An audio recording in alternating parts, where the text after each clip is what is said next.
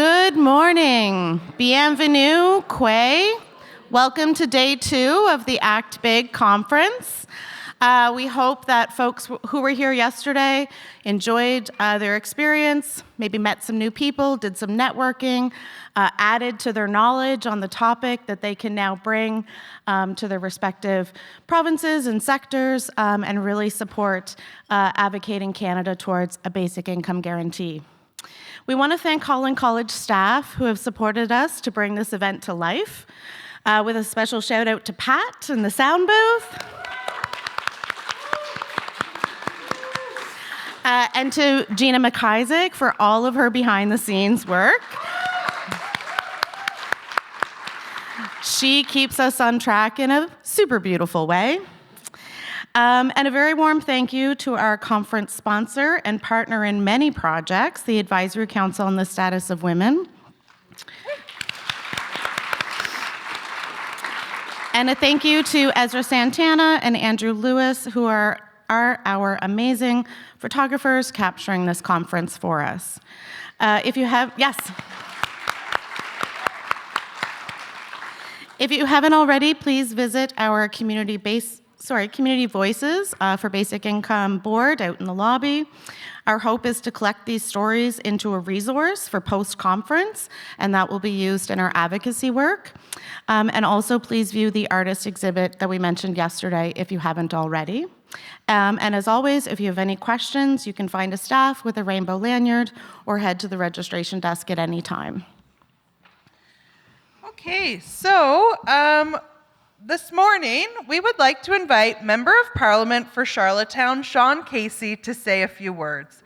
Sean has been a big supporter of basic income and has collaborated with the PEI Working Group for a Livable Income multiple times to advance the case for big in PEI.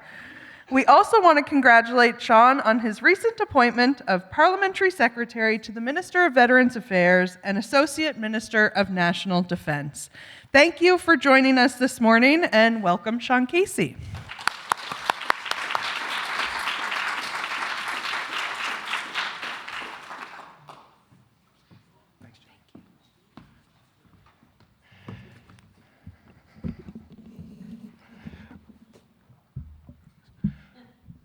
All right, I think that's going to work. Can you hear me okay?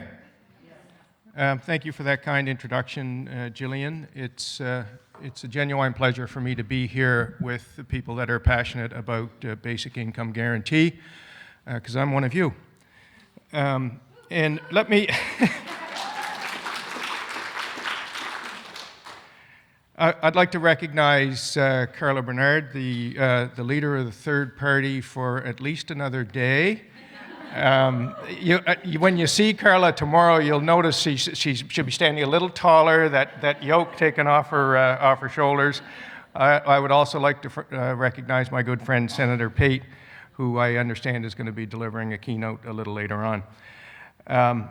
And I just want to say that a big part of the reason we're here today is because of support from Women and Gender Equality Canada.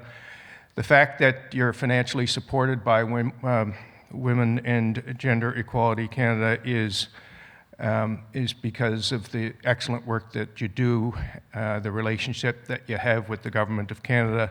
The Women's Network of PEI has proven to be an excellent partner, and what's happening in this conference is yet another example of that.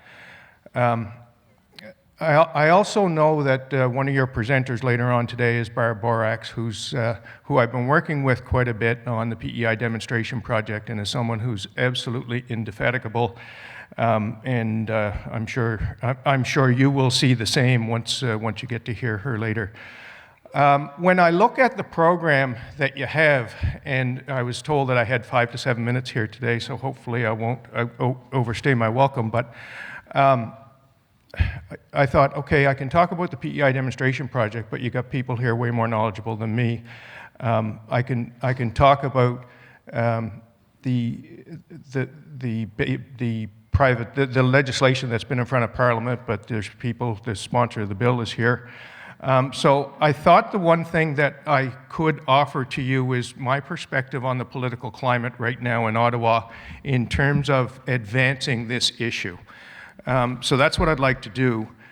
And I want to start with where we've come from, where we are, and where I hope that we're going to be going. So we now have a new government, we now have a new prime minister, we now have a bit of a reset in Parliament. Under Justin Trudeau, although there was significant support for a basic income guarantee within the Liberal caucus and within the Parliament, it was a bit of a non-starter with him, quite frankly.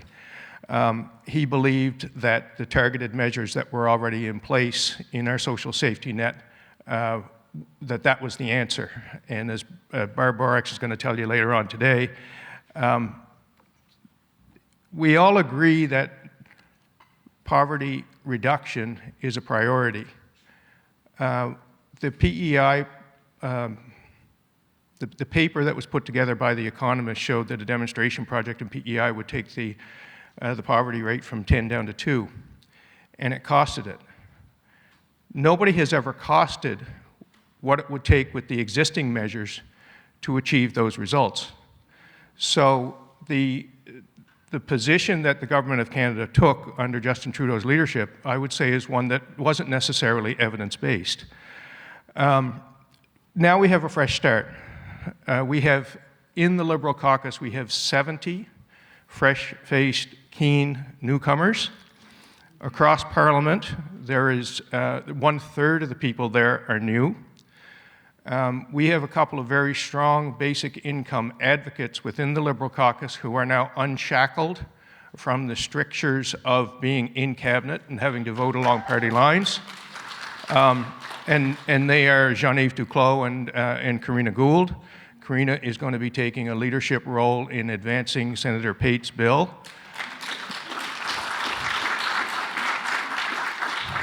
The basic income guarantee was not in the party platform, but there's still reason for optimism. Some of you may know that there's a formal policy process within the Liberal Party of Canada, and a basic income guarantee is official Liberal Party policy. It was adopted at the convention in 2023. The next convention is in 2026. It's a safe bet that you will see another resolution put forward and probably adopted in the policy convention next year. The other thing that I want to point out is another reason for hope, and that is that the entire cabinet received a single mandate letter. And on first blush, and I have the mandate letter here, it's concise. And on first blush, you'd say, well, it's not in the mandate letter.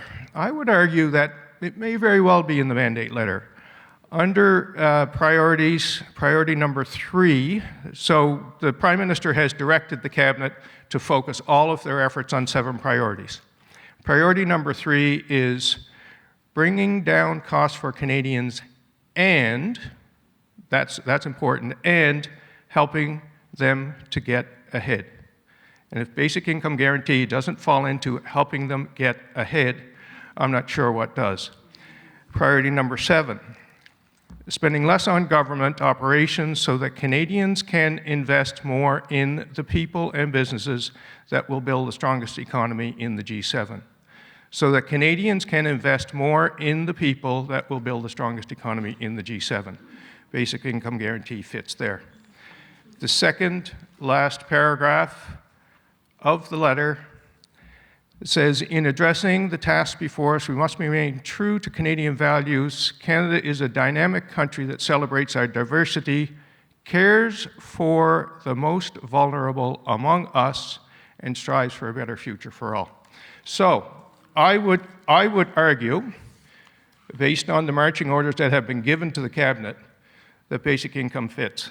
And I will continue to argue that, and I will continue to argue that in caucus, and I know that I will have many allies. So,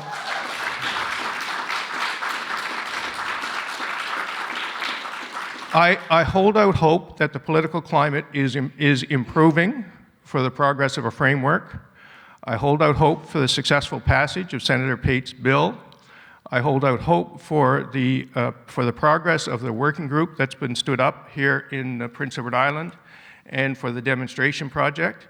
And you have my commitment that I will continue to do my part in bringing my colleagues along to try to make progress on the initiatives that you're discussing here this week, and I wish you every success in doing so. Thank you.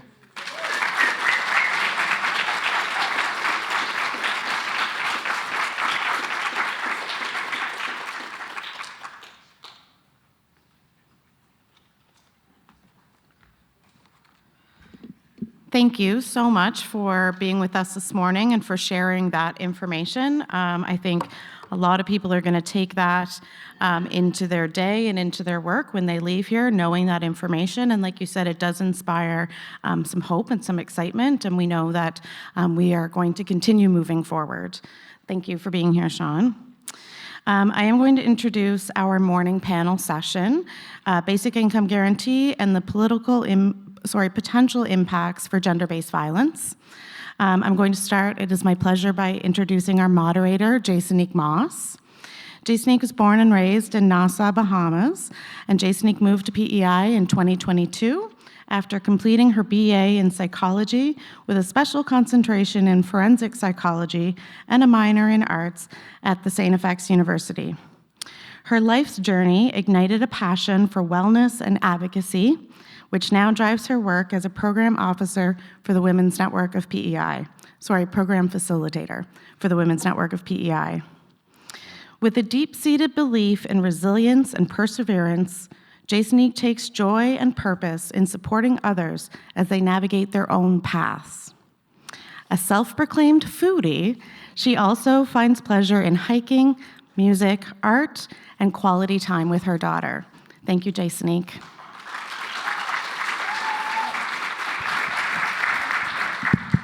Thank you, Jamie. As we begin this discussion, it's important to recognize how broader systemic challenges intersect with individual experiences.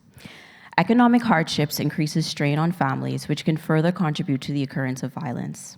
The mental energy and time required to meet basic needs without access to a livable income can make it difficult to focus on addressing the issues of abuse or improving mental health and well-being.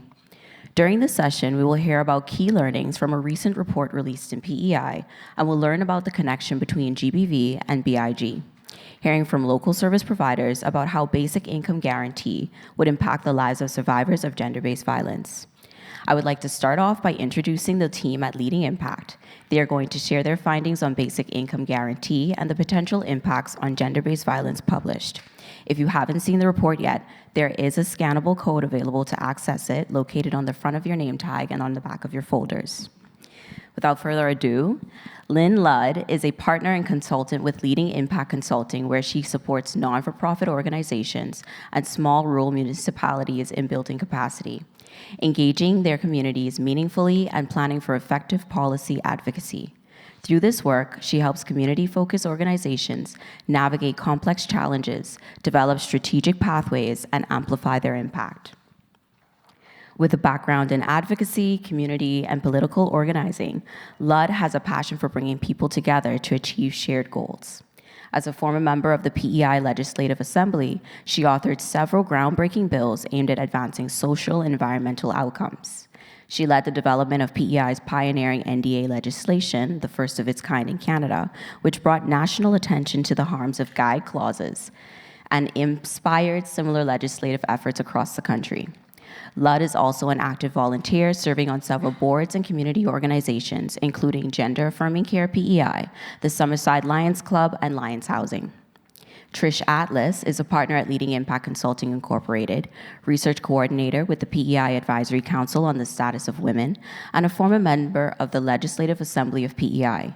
During her time as a MLA, Trish chaired the Special Committee on Poverty in PEI, which put forward recommendations for a basic income guarantee for the province. She is a member of Coalition Canada for Basic Income, Revenue du Boss, and the PEI Working Group for a Livable Income. Please welcome them as they enter the stage.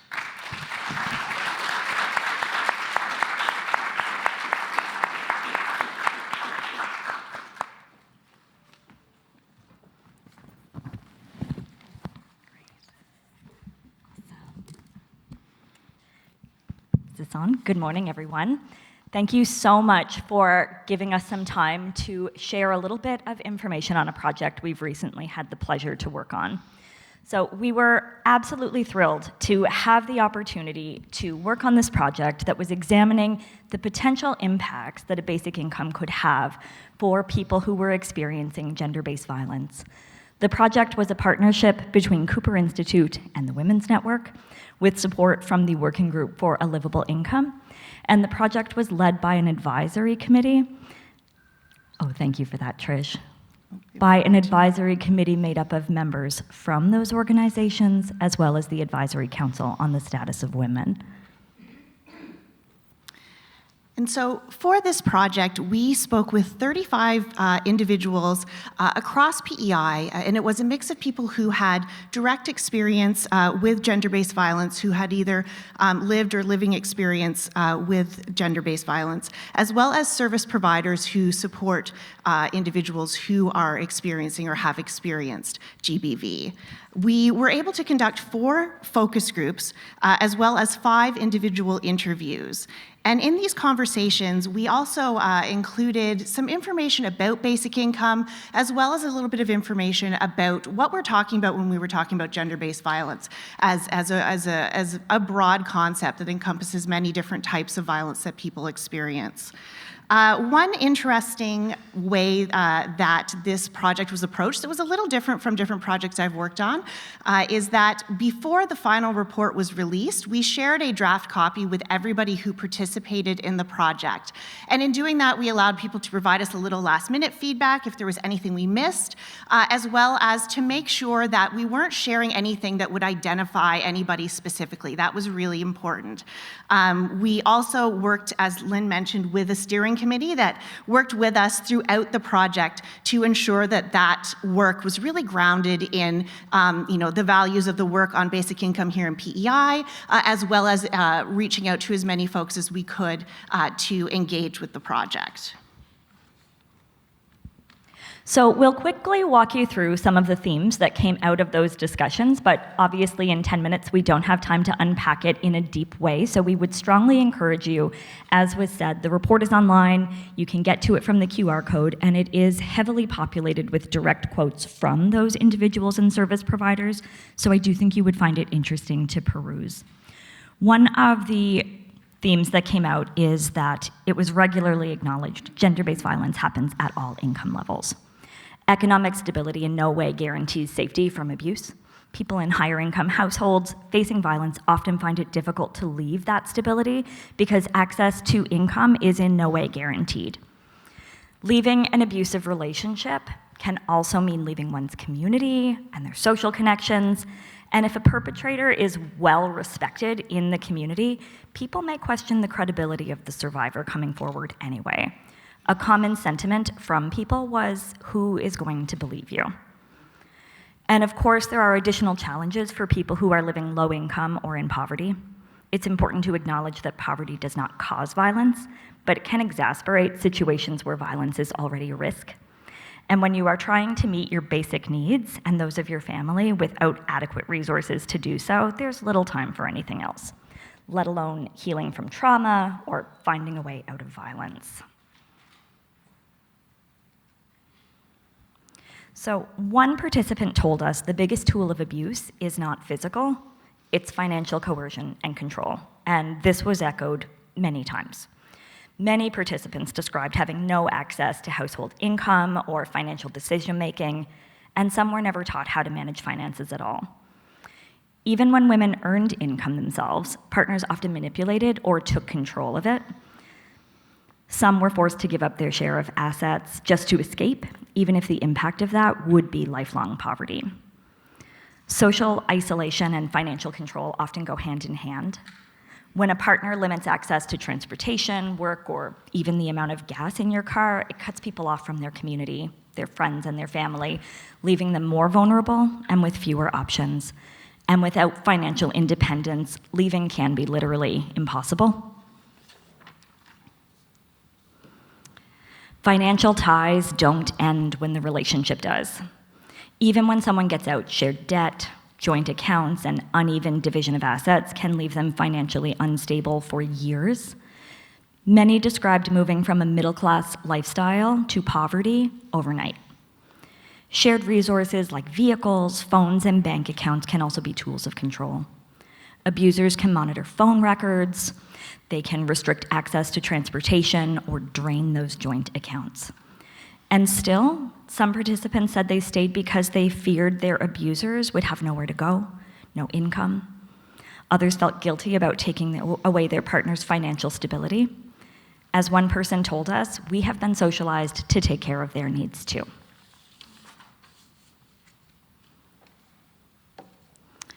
Leaving abuse when children are involved adds additional layers, both emotionally and logistically. Survivors have to weigh their safety against their children's stability, where they'll live, whether they'll be able to continue in the same school, whether there'll be food on the table. Many stay because they simply cannot afford to leave.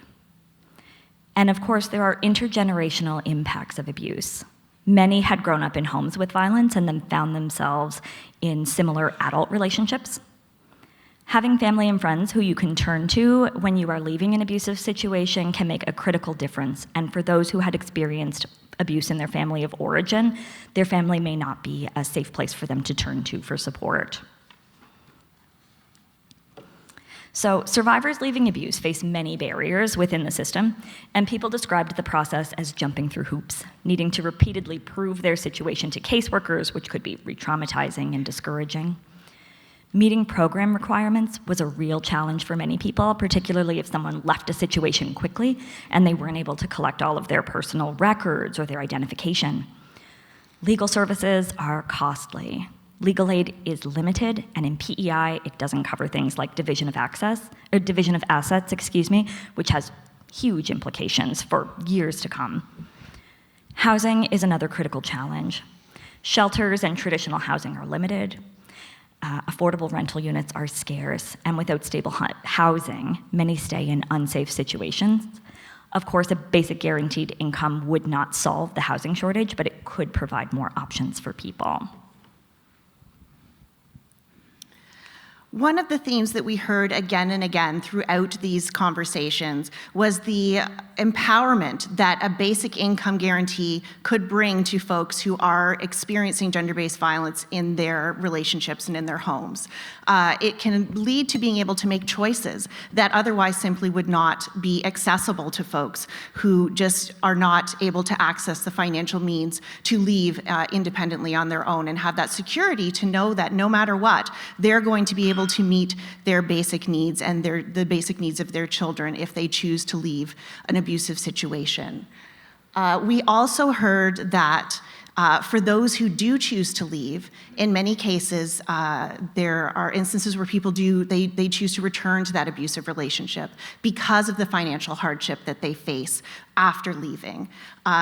Again, trying to make sure that you and your children have the safety and security is absolutely critical. But when faced with the economic realities of not being able to put food on the table or pay the rent, many women were faced with the unfortunate and awful reality of going back to an abuser. And a basic income would decrease that pressure and need for folks when they're in those situations. We also want to just add again, Lynn had mentioned that it is not it's people of all socioeconomic status who experience gender-based violence, and we heard from many women who may be in a relationship where on paper it looks like they have a lot of money and that they are very well off, but if they are to leave the relationship, it doesn't mean they're going to have access to those resources and to that money. And our current systems make it very difficult for those women leaving those situations to be able to access social supports in many cases, because on paper it looks like they do have finances. So this was just a quick overview. There is a full report. And I do want to add as well, thank you, that we did cover another topic in these discussions, specifically around gender-based violence in the workplace. And Yes, there's my notes on that. In that, we heard that having access to a basic income guarantee could really empower people to speak up and leave their job. And of course, I see we only have 30 seconds. So there's a whole topic, a whole section on the workplace. It's really important. And please do have a look at it.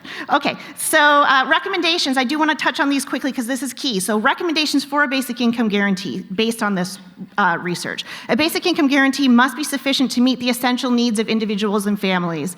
Interactions with other social benefits and programs must be considered to ensure no one is worse off receiving a basic income, and all other programs and supports must remain in place to ensure that the complex needs of those experiencing and leaving gender-based violence are met.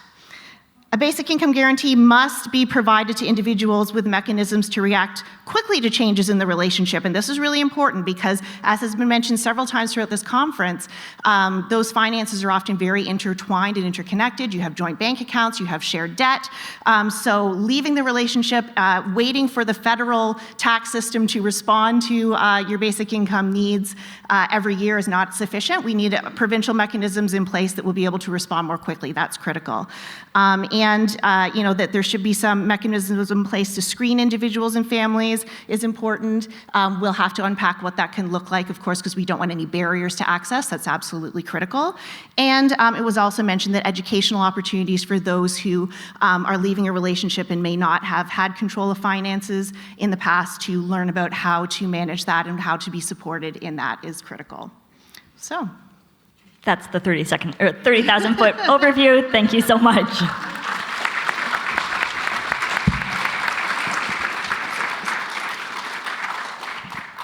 Thank you both so much. On that note, I am very proud to announce our panelists, or introduce our panelists. First, we have Emma Warner, is a legal navigator with the RISE program. Emma works alongside people who have experienced any kind of gender-based violence while they interact with the family law or criminal justice systems. Coming from Toronto to PEI roughly 10 years ago, Emma brings a history of trauma-informed and client-centered work, advocacy, and personal experience to her position. Next up, we have Maria Gomez. She is originally from Bogota, Colombia, and relocated to Prince Edward Island in 2018. She holds a Bachelor of Arts with a major in Diversity and Social Justice Studies from the University of Prince Edward Island. Maria is deeply passionate about accessibility and diversity, which serves as a primary motivation in her professional work. Currently, she is the Gender-Based Violence Coordinator and Project Manager at BIPOC Usher. Next is Karen McCarville. She lives in Kuzmakek, PEI with her husband David and fur baby Lucy, and is a mom to 2 adult daughters. She graduated with a degree in psychology from UPEI and has worked in a supportive role with families for over 30 years. Through these years, she has been employed as an executive director for Kids West Family Resource Center and Family Service PEI. For 10 years of Karen's career, she lived in and worked in Saskatchewan as a crisis worker for Panthers Family Services as a student advisor at Carleton Trail College. She is currently employed with PEI Family Violence Prevention Services as their West Prince Outreach Coordinator. Bryn Devine has been part of the Blooming House journey from the very beginning. She is responsible for all things numbers, spreadsheets, systems, and planning, putting her education as an engineer to good use. Her passion for women and equality is reflected in the organization's programs, which go beyond providing shelter to address the unique needs and challenges that women may face. When she's not at work, Bryn spends as much time as possible traveling and at the beach with her husband and 3 kids. Please welcome the panelists.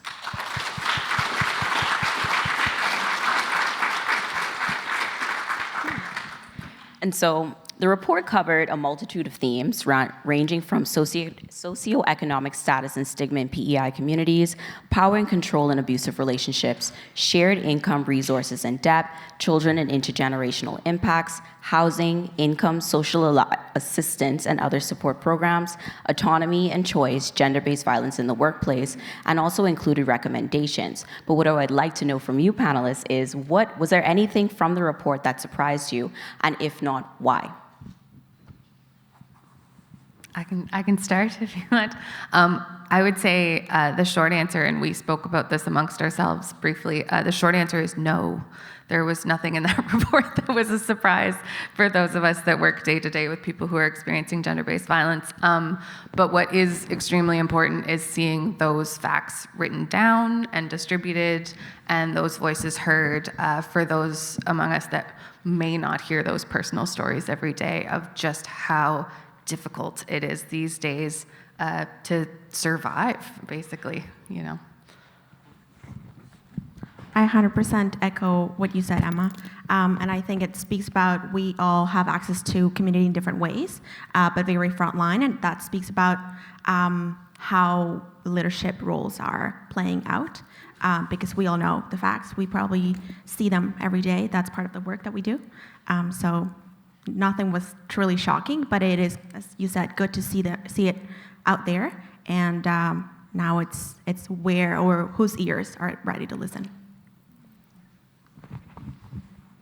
There was no surprises to me in this report. It was nice to see my daily work, the experiences of the women that I work with on a daily, all put into one report.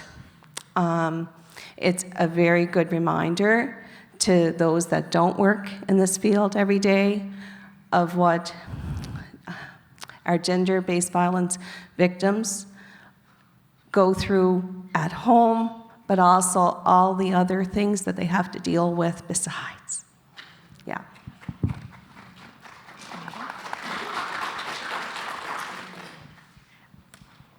Again, I don't think, or I agree with everybody on the panel. There was nothing in the report itself that was shocking. And I mean with this with absolutely no disrespect, but what is shocking is that these reports still have to be written and that there has to be an acknowledgement that money is required for basic rights. I mean, that is just the simplest way to put it, is that in order to eat and have gas in your car and a roof over your head, you need money to do that. And that we have to continue to make the argument that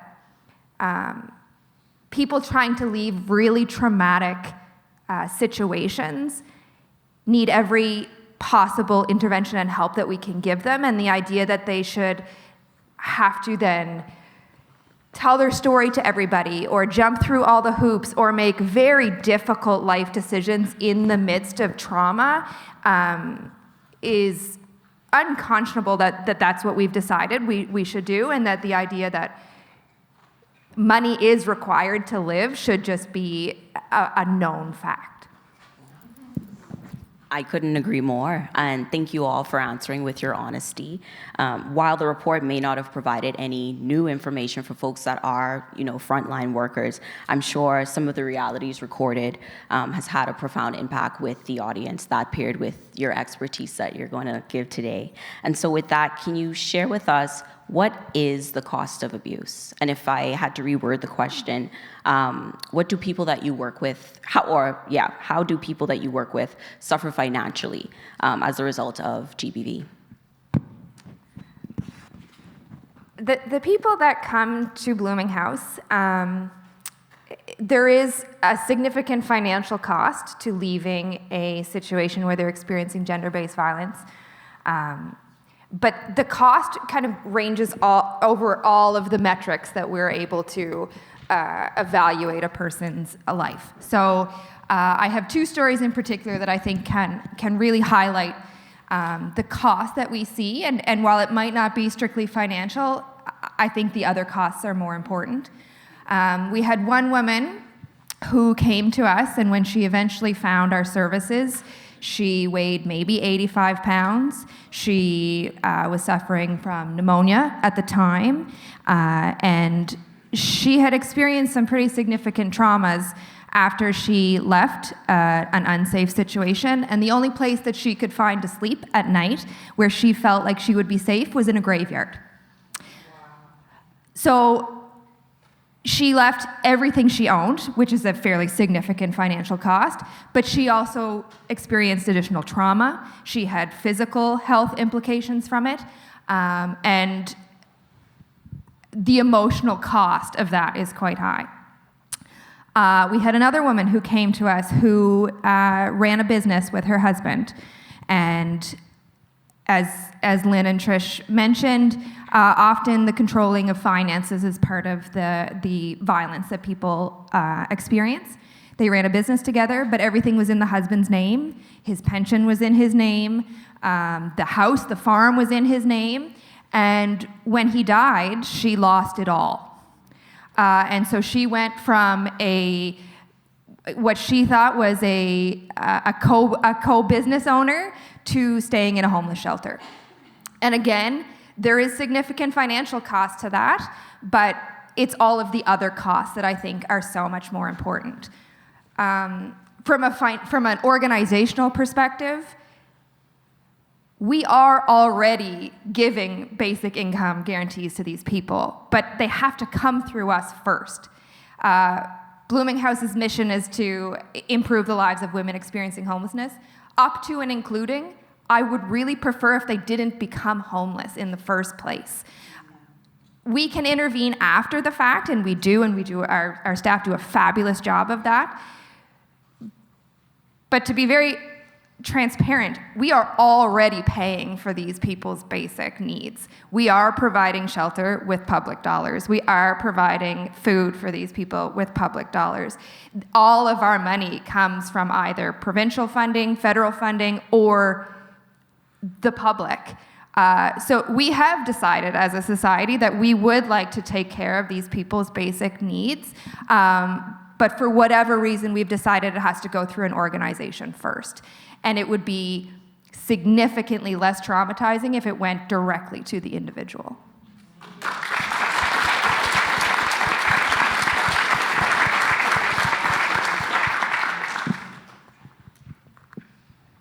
So I have notes. So, you know, when I seen this question, I'm a storyteller. I love to tell stories of my life. So I'm going to share about a lady I worked with in Saskatchewan. She was co-owner of the farm. The farm was not doing great. She lived in abuse, emotional abuse, financial abuse. The gas story, she was allowed to have a quarter tank of gas in her car. That was all they got. She got it from the gas tank on the farm. She was only ever allowed to have a quarter. So she wants to leave. The son is working on the farm and wants to take over the farm. The financial cost to her is that she decided to walk away without anything, even with me saying, get legal advice, She knew that if she walked away and she took what was rightfully hers, that the farm would probably go bankrupt and her son would not have a life going forth the way he wanted to live with his family. Those are tough decisions. So that is the cost of GBV, right? That is the reality. For many people living here, I'm rural PEI. You know, I can go on with fishing gear stories. I can go on with, you know, when there's children coming up, that intergenerational farm, that's a tough decision to make.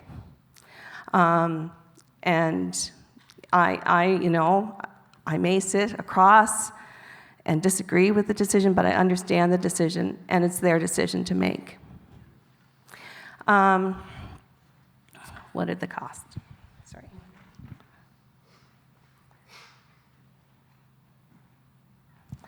So she also shared that small community where they live, 250 people, you know, they lived way in the middle of nowhere in Saskatchewan, basically. But, you know, the loss of community, if she made the decision to leave and take half and the farm went bankrupt, she would lose her friends. She would lose her community of support, right?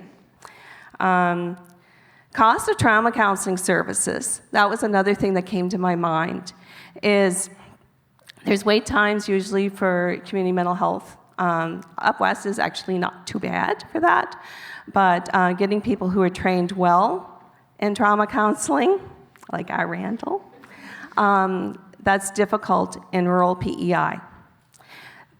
So not only then do they have to decide that I'm going to pay for trauma counseling to help me move on in a healthy way, they're also paying for gas to get to Charlottetown or to Summerside, right? Something else that we as providers, some of us I'm sure are frontline workers in this room, we need to remember that when we're asking people who have just left abuse to come to appointments, that they should not have to beg for a gas card to come to an appointment. That infuriates me when I hear that people have had to do that. Whether if there's people here today from CFS, CPS, whatever you call yourselves, please ensure that all staff know that offer the cards, don't have people beg for them. It's hard enough for these women when they leave. Sorry, I'm giving airtime to others. Something, from an employee and employer standpoint, I have a lady right now who I'm seeing after hours because her employer will not allow her to come see me during the workday. She's been missing a lot of time due to CPS appointments and whatnot. So, it's the cost of missing work as well when you leave GBV, right? Legal fees, I think, will be covered. Huge cost to pay when you start going to see a lawyer. And Emma's going to speak to that. Okay.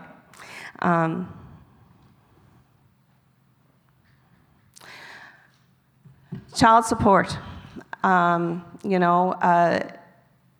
When a woman is trying in my office to decide whether she's going to leave or not, we'll do the calculator for child support. It takes, right now, I had someone in my office the other day who said it's 6 months to get the guidelines application through. Is anybody here from that office? Don't raise your hand. I'd love to talk to you after. That's a long time for a woman to wait when her ex is not giving a cent to assist with those children.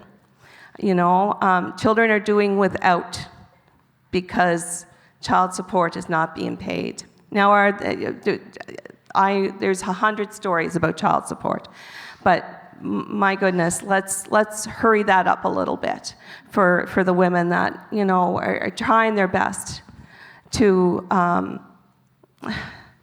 overcome the adversity they've been living in. And I think that's it.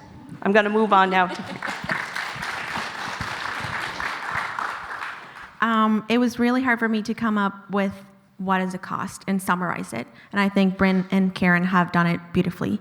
The thing that I was struggling the most with is how do I summarize that the cost of GBV is having to choose what basic necessity you want to cover, whether it's housing, whether it's food, whether it's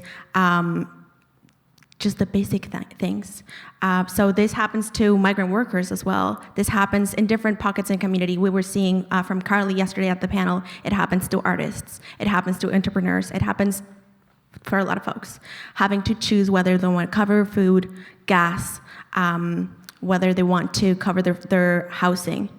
I have some notes as well here too. And as Bryn said, for the nonprofits, it costs so many nonprofits so much to be reactive, to be crisis line, to be crisis centered. But if the folks who reach out to us had their needs covered or their basic needs covered, it would be a lot easier and less traumatizing. So the cost is on both ends of the stick. And as Tanya said yesterday with their poem, joy should be affordable, and so should be healing. People shouldn't have, thank you, people shouldn't have to choose whether they want to have food on their table, a roof over their heads, or embark on their healing journey, whatever healing looks like for them.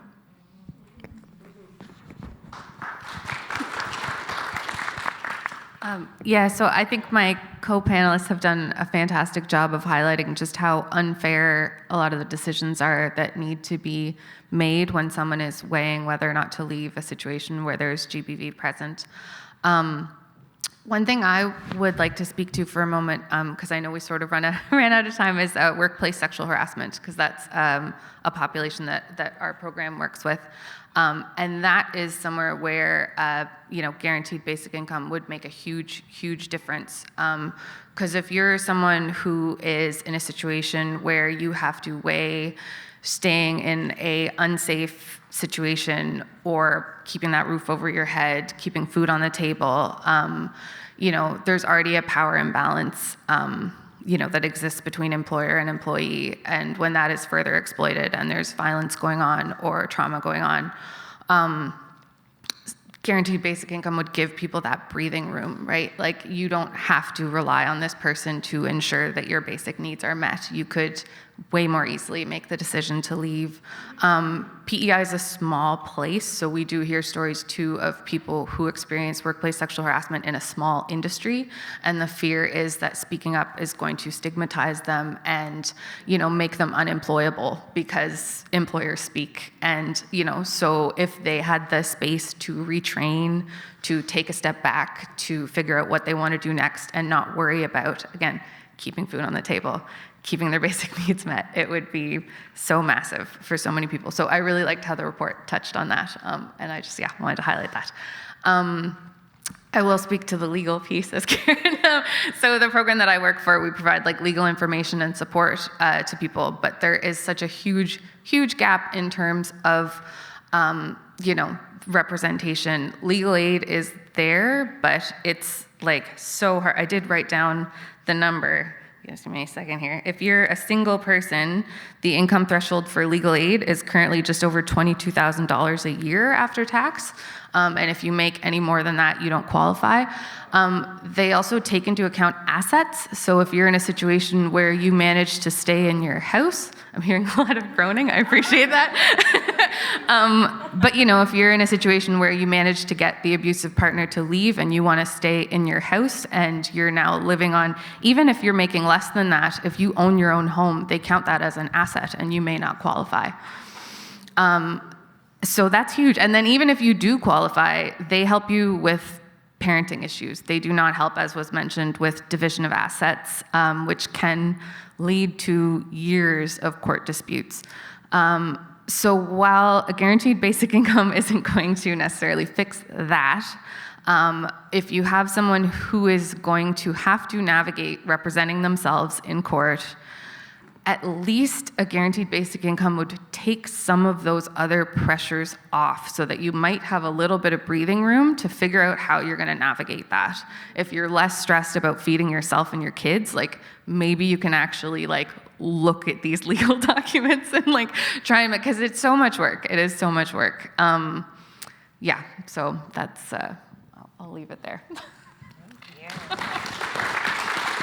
Thank you so much. Thank you for your vulnerability with answering that particular question. Emma, you did a wonderful job of, covering the workplace piece with GBV, in addition to the legal perspective, Maria with the BIPOC and migrant perspective, Karen with the rural perspective, and Bryn with the organizational. So I thank you for that.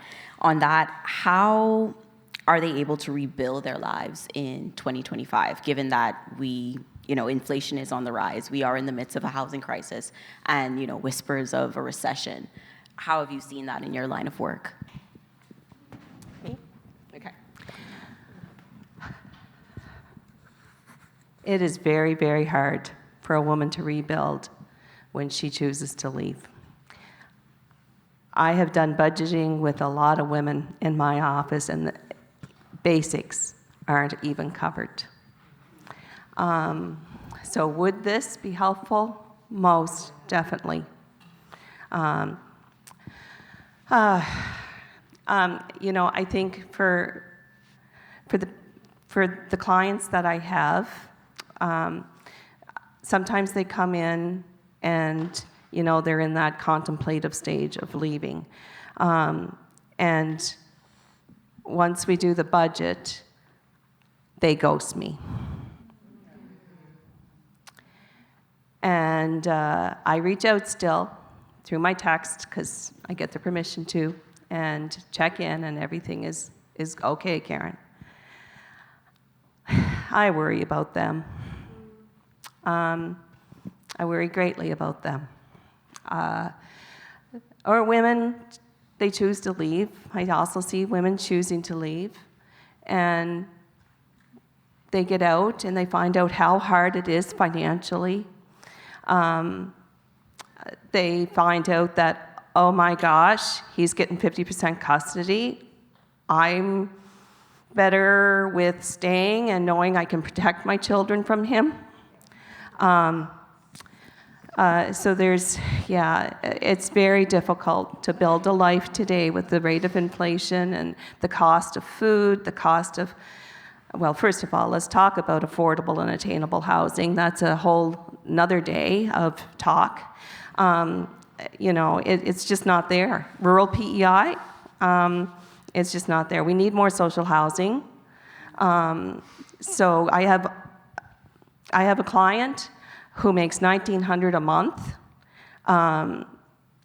is looking to increase her hours, but right now is making $1,900 a month. She's paying $1,750 for a 3-bedroom apartment because it's the only thing she could find. It's not that, but it was the only thing she could find, and she did not qualify. She was over $2,000 for social housing. And there's really no opportunity for social housing where she wanted to bloom and be planted anyway, right? I don't want to be the Debbie Downer, but there's not much good to tell with that question. It's hard, and I don't sugarcoat it in my office with women. The old saying, society tells these women they should leave, but society isn't there for them when they do, right? So we really...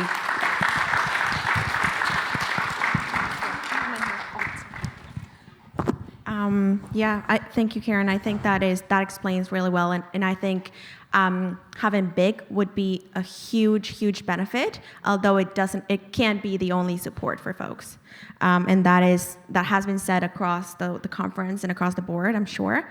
I do want to share something on the bright side, I guess. I'm honored enough to be part of the National Action Plan to end gender-based violence, along with a few folks over here too in the room. Through that, we had the opportunity to offer something that we called the Community Wellness Fund. And while it wasn't long-term due to funding, it was very affordable. It was very accessible. And from the feedback that I got from folks is it didn't feel like begging for money to cover a basic need. It didn't feel like you had to explain your trauma over and over to be worth of a couple of bucks. And that was huge for people. And as a matter of fact, some of the people who requested these funds were some of the most hardworking people I know in community, to bust a myth of that people will stop working when they receive extra income. People are struggling to pay basic needs, and when the supports are there, they have to explain over and over why they're deserved. And the huge impact, I would say, of gender-based violence in this situation is people have their dignity and their independence impacted, and they feel like they're not worth. As you said, it's not that nonprofits will save any of us. It's not that. It is really hard when the whole system's broken and you're trying to go against the current. I would say that the bright side would be, while it was not long-term, it was very accessible, very, very trauma-informed. So I would love to see something like this, a lot more sustainable and a lot more long-term, because it does help.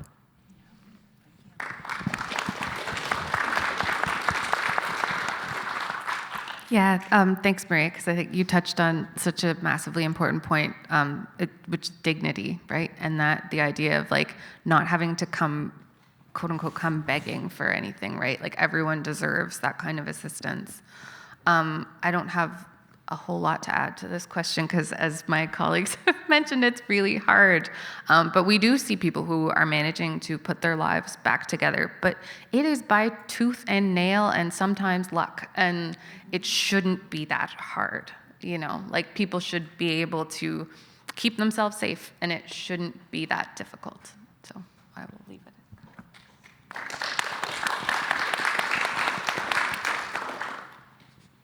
The only other thing I'll add, and it probably is more just an echo of what has been said, I think what BIG offers is stability and a safety net. And we see it all the time in the shelter, where we can get people out of the shelter, we find them some housing, and the reason we can find them housing is we employ 2 people to find them housing. And we can get them in there and they can be going along well, and then something happens, as it does to everybody. They get sick, they miss some work, maybe one of their kids needs some help, their car breaks down. The list goes on, life happens, and all of a sudden they're back in the shelter. And the problem with that is it's fabulous that the shelter is there and we can help them again, but that cycle is really difficult for people. And it is not just a go back and start again. You go back a little bit further each time, because each time you are re-traumatized, each time your confidence is lower. It is a really dangerous cycle to get yourself into. And so I think what BIG offers is that stability, but also that freedom to live.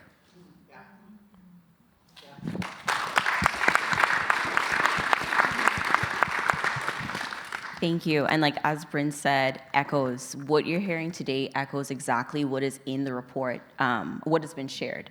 And so speaking of next steps, in the report there was a segment that had recommendations that included BIG being personalized and interacting with other services, having the mechanisms to pivot, having the protocols to screen individuals, and also being paired with educational opportunities. But what I would like to know from you is, what do you hope to see happen in the next 10 years?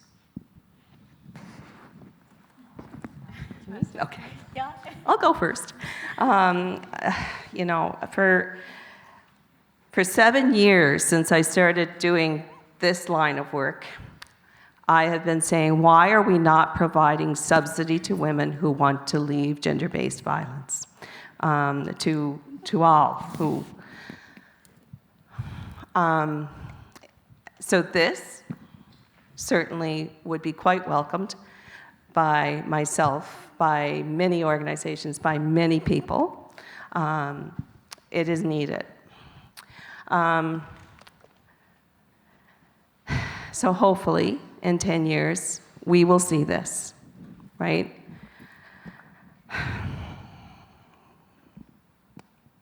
I would hope that, you know, we would see changes in systems where, you know, I just had a client who got a $1.50 raise, which put her up over, she was just at the cusp for eligibility for the rental subsidy. She lost it.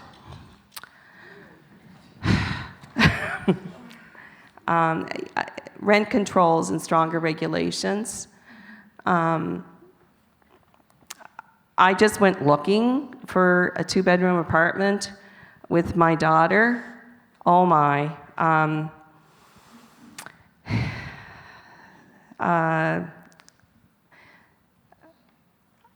I know that you're going to say, yeah, she's rural PEI probably, but we need to maintain the services we have in our rural communities and in our cities. We need to maintain the services.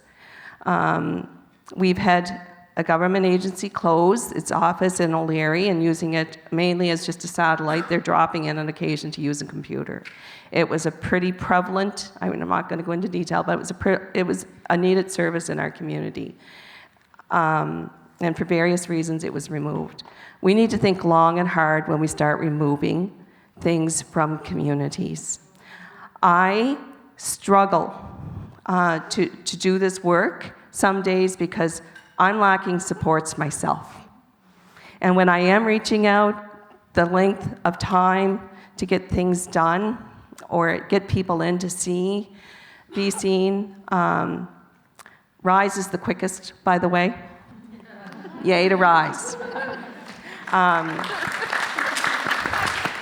Thanks, Karen. You're welcome. Another program that's very efficient is the Family Law Navigator program here in PEI. Very quick to respond. Kudos if anybody's here from that office, way to go. So those right now, if either of those services go away, I hate to say it, but I probably will go away too. Because I am really, it's hard. I know what it's, I almost feel like I'm in the client's shoes some days with them. Not quite, but because when you're hearing, no, that's going to take 6 months, how defeating that is as a work. I can't imagine being that person sitting next to me in the office hearing that. Okay, so let's keep the services we have. Some of them, of course, with big, may have to be looking different, and that's okay. Or some of them may go away. But, I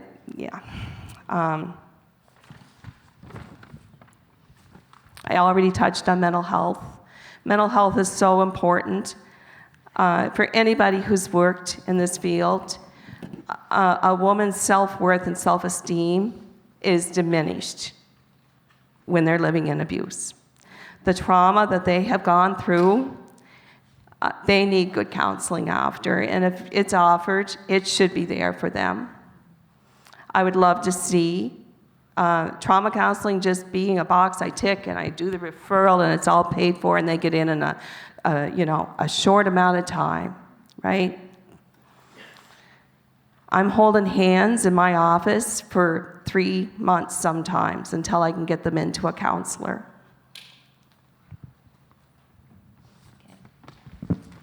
I would like to echo keeping the services and the programs that are out there, because there's great programs, there's great organizations doing great things, but sometimes where people don't have their basic needs covered, it's not a priority. It's not something that crosses their mind. If you don't have food on the table, you might want to reach out for help, but it's nothing that crosses your mind. So we need to keep this supports and this wraparounds. As Bryn said, it's not helpful, it's not trauma-informed to go back to that cycle. But if we have the basic needs covered and the support wraparound services, a lot of organizations could allocate these funds to community building, community networking, a lot more proactive development as well, instead of just operating from that crisis mode. Same with families. If you have your basic needs covered, you have something else to have forefront and not just food on the table, roof over your head. I struggled with this question because we see this incredible hard scenarios, and this end up being people's lives, stories that we hear all the time. And as I said before, it seems like we're against the current with this broken system, with wait list, working alongside. Like I want to stand with the people that I support. But it's hard to reach out for the tools, and sometimes there are not even the tools. I would say for programming and support and wraparounds, cultural, appropriate, inclusive services, so important. Healing looks very different for different people. Justice looks very different for different people. And if we only have one way and one pathway to go, it continues to be not enough. So I'm sure BIG will be huge impact, because as I said, and as we have seen, it's basic. It's covering the basics. And then we can worry about what's next.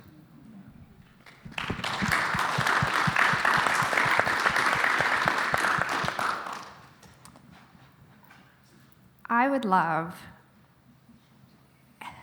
if in 10 years we don't have to keep telling people that you need money to live. That would be like really exciting for me.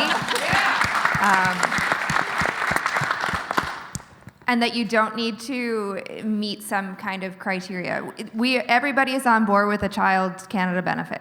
Kids should have money. Everybody's on board with CPP and OAS. I don't understand, though, what we're expecting people to do between childhood and OAS. And I think that is what BIG is. And I would love for it to be for an individual, not tied to their marital status, not tied to their dependent status, not tied to their age.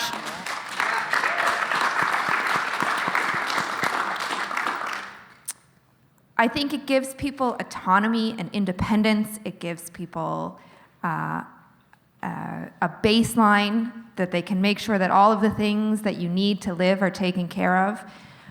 I would absolutely love if in 10 years, I don't have to run a shelter for homelessness anymore. That was the goal, and that's something Liz, my co-founder, and I speak about all the time, is we really exist to go away. Or to just exist as that Band-Aid emergency shelter for people that just need a place to stay tonight. But what is happening because of the housing shortage, because of the low income rates, because life happens to people, is we end up seeing people for years in an emergency shelter. And emergency shelters get a bad rap because people like to say it's a Band-Aid solution, and you know, it's just putting you're not actually solving the problem. And my counter to that is, I bet every single one of you have Band-Aids in your house. Because sometimes all you need is a Band-Aid, but the problem is we are trying to fix lost limbs and gaping wounds with Band-Aids now. And we need something else to help us along the way. So.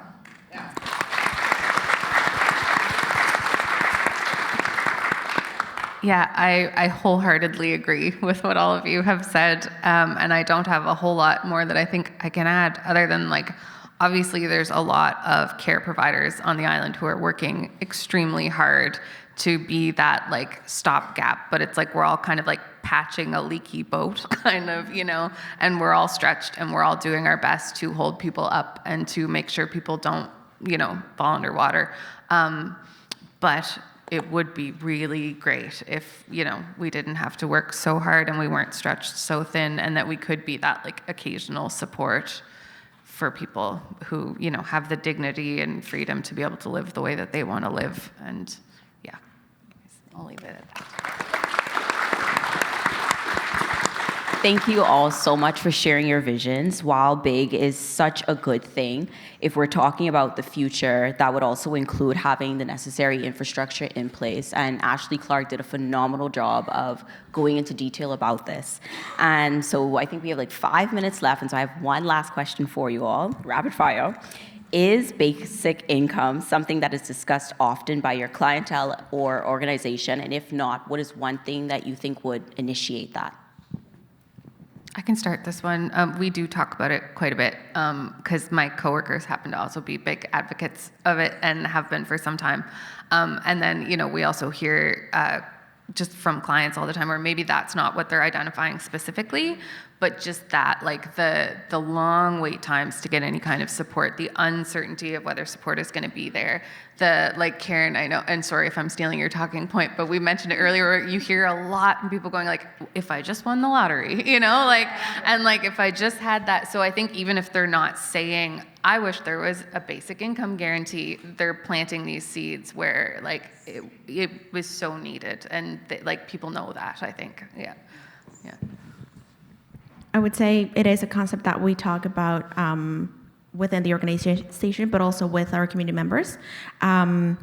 We see things, or we see folks who are tied, their status is tied to their employer, or their partner who is harmful, right? We see folks with different scenarios, as we said, and different stories, and is that if I only had gas to go, if I only could make sure that my kids will be safe, if I only knew that I would be safe leaving this employer, if I didn't have to pick between my employment stability and my employment safety, between that and my safety as a person. So that's definitely something that we talk about, and I don't think it needs to be sparked, because it is already something that people are looking forward. It's something that people are struggling all across, but we're all struggling in different ways.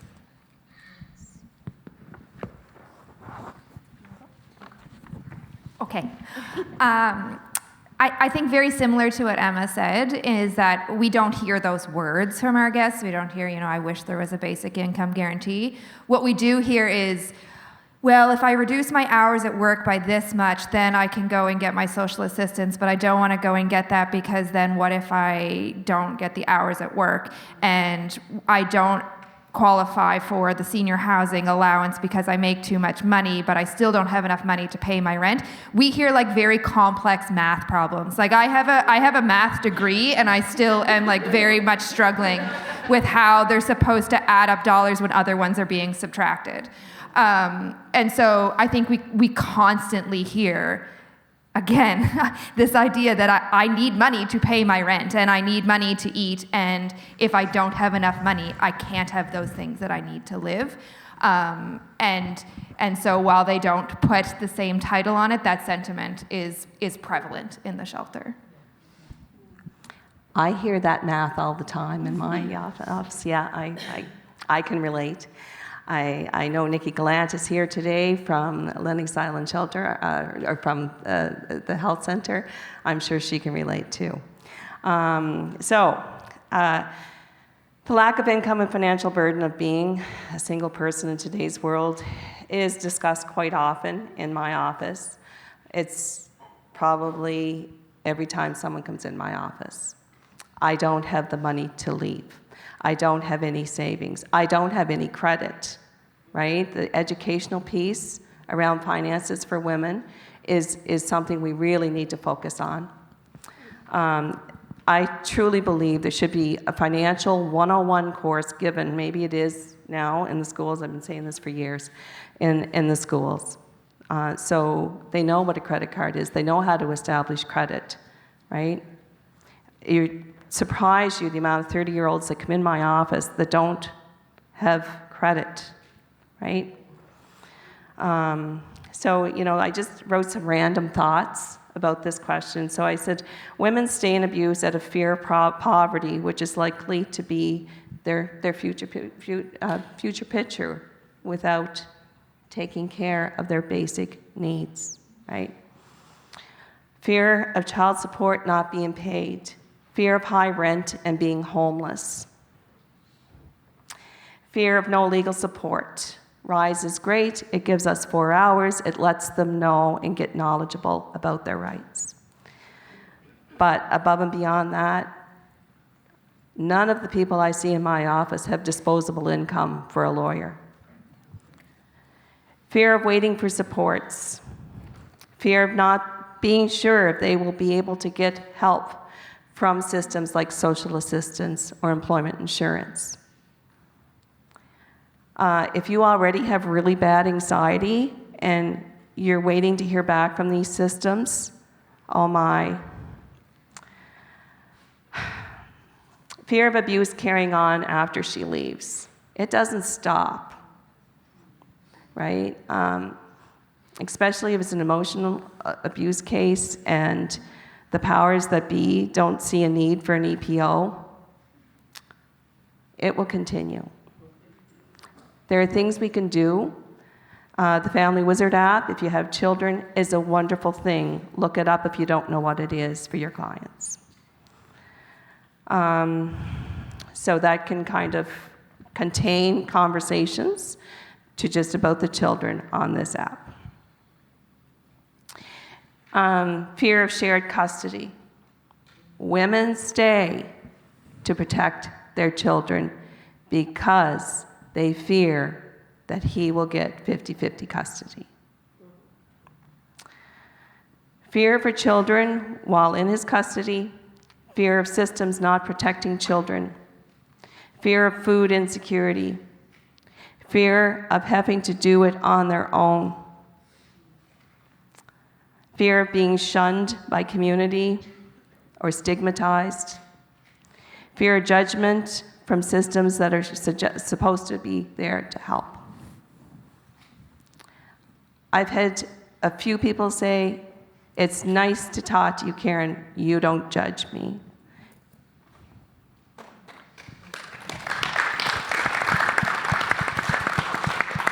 Treating people with dignity and respect.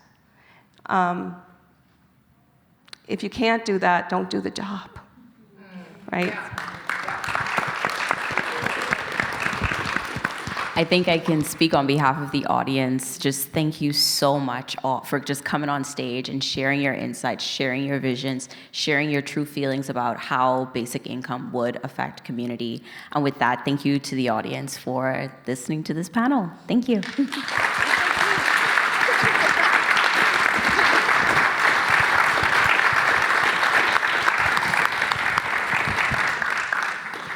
That was incredible. Thank you.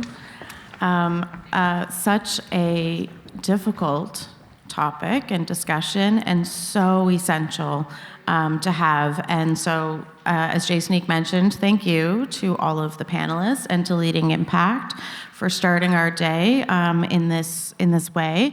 And I did mention yesterday, and I do apologize for not adding it to my opening remarks this morning, we do have peer support available through the conference. And so this is a very difficult discussion and difficult in all different realms. And so if you would like someone to chat with, immediately after this, at any point during the day today, please find myself in a rainbow lanyard, another staff, or the registration desk, and we are happy to sit down and chat and have a conversation with you.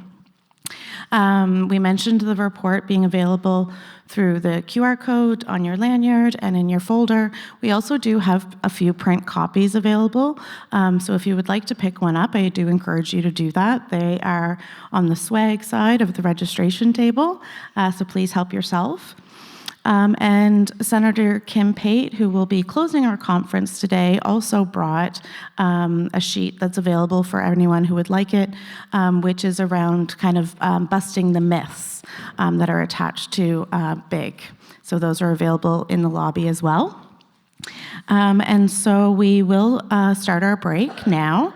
As with yesterday, there's refreshments in the lobby, and your concurrent sessions will start at 11 a.m. because we are still in the morning. And lunch will be at 12:15 in the cafeteria. So I hope you have a great rest of your morning.